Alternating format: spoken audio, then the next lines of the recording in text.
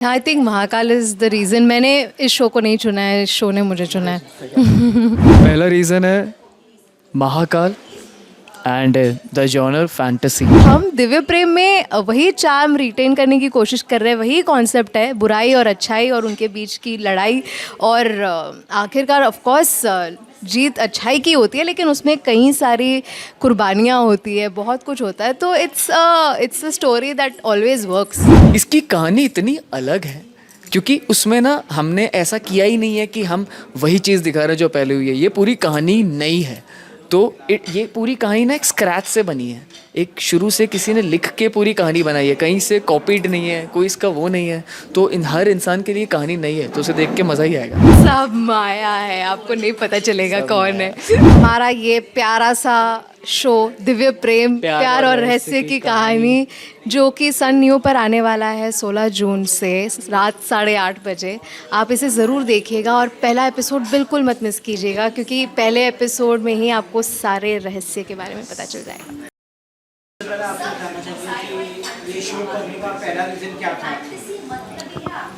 पहला रीज़न है Mahakal and the genre fantasy. I think Mahakal is the reason. मैंने इस शो को नहीं चुना है, इस शो ने मुझे चुना है।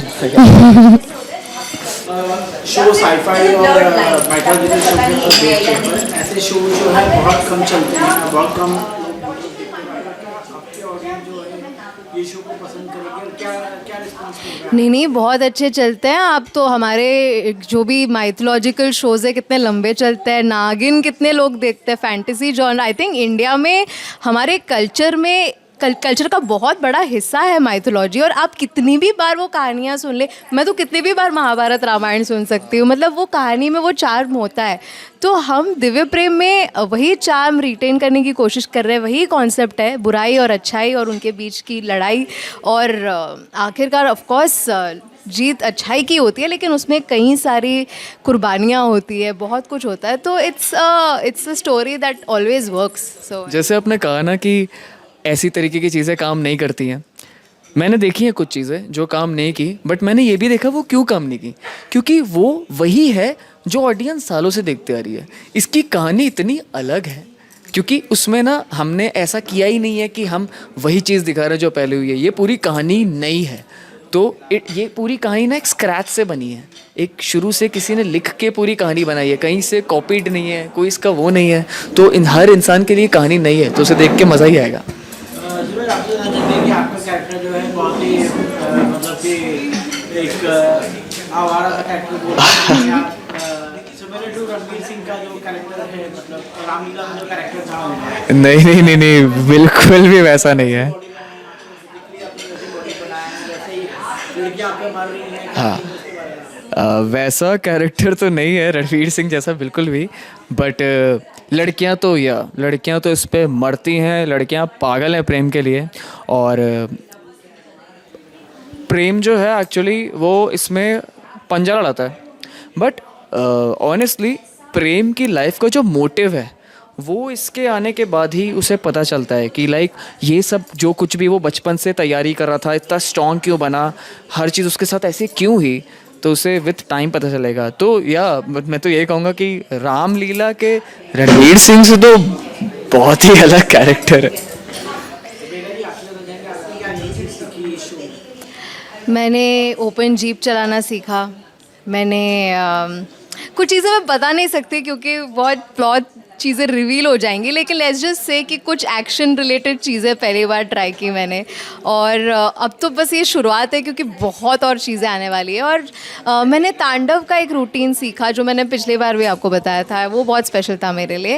And more than anything else, green screen के सामने कैसे कुछ ना होते हुए भी आपको परफॉर्म करना है उसे एज इफ वो सच में है, वो एक बहुत इंपॉर्टेंट स्किल है, तो वो भी सीखने को मिल रहा है। तो वो कितना मुश्किल था आप लोगों के लिए ग्रीन स्क्रीन पे परफॉर्म करना?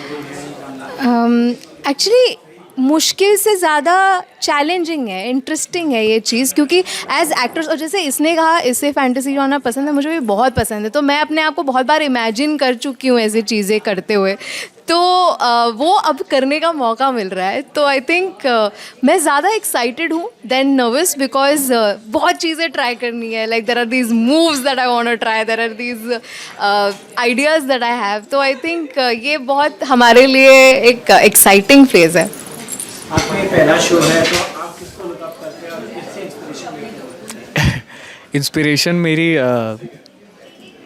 सिंपल वर्ड में 3 या 4 हैं, जिसमें कि it's always Michael Jackson, Jim Carrey and Hrithik Roshan. तो मैं इन तीनों को मतलब बचपन से इनको देख के बड़ा हुआ हूँ. दैट्स वाई वो डांस वांस भी मेरे अंदर इसीलिए है, क्योंकि और तो या बट अगर आप बहुत ही ऐसे ट्रू इंस्पिरेशन कहोगे मेरी, लाइक अपार्ट फ्रॉम एक्टिंग, तो वो मेरी मम्मी है. क्योंकि मैंने अपनी मम्मी की जर्नी देखी है. वो उन्होंने कैसे लाइक हम 3 भाई हैं, तो उन्होंने हमें कैसे लाइक पूरी दुनिया से ऐसे फाइट करके हमें बड़ा किया, हमें ऐसा बनाया. तो यार ट्रू इंस्पिरेशन मेरी मम्मी. बट एक्टिंग वगैरह में तो लाइक एक्टिंग डांस में Michael Jackson, Hrithik Roshan and Jim Carrey. आपसे जानना चाहेंगे कि आपको कौन सा एक्टर इंस्पिरेशन है और आप किसके साथ काम करना चाहेंगे फ्यूचर में? मैं किसके साथ काम करना चाहूँगी, बहुत सारे हॉलीवुड एक्टर्स हैं एक्चुअली, और बॉलीवुड में भी हैं.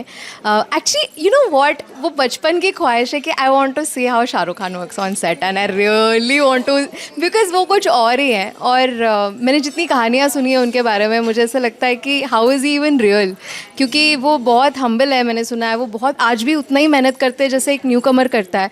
और ये सारी चीज़ें वही चीज़ें हैं जो मैं कभी भूलना नहीं चाहूँगी. मैं हमेशा वो बरकरार रखना चाहती हूँ. आई वुड लव टू, अगर काम करने का मौका नहीं भी मिले, I would love to watch him work. एक छोटा सा रैपिड फायर खेल लेते हैं. ओके. लव या करियर? करियर. करियर. फेम या रिस्पेक्ट?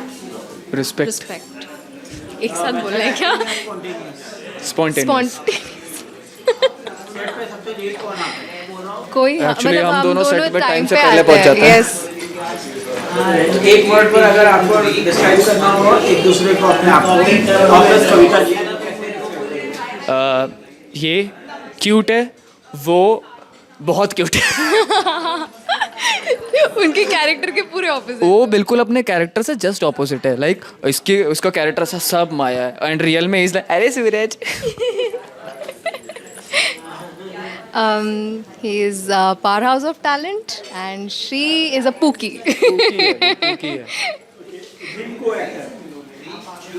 सूरज प्रताप सिंह. अरे बाप रे. Worst fashion choice ever? हाँ, worst fashion choice ever? Worst fashion choice नाम नहीं ले सकते. नहीं ले सकते नाम. हमारे टीम में है कोई. ये भी नहीं बोलना था. सब माया है, आपको नहीं पता चलेगा कौन है.